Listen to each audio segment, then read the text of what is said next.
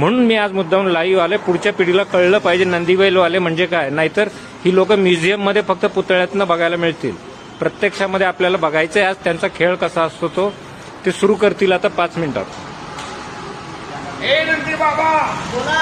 ह्या जागेमध्ये आला आला नंदी ह्या जागेमध्ये आला. येऊन उभा राहिला.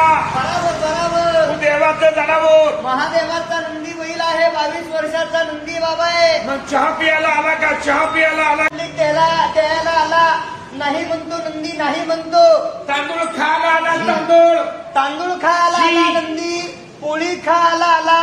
डाळ आणि गुळ खायला आला.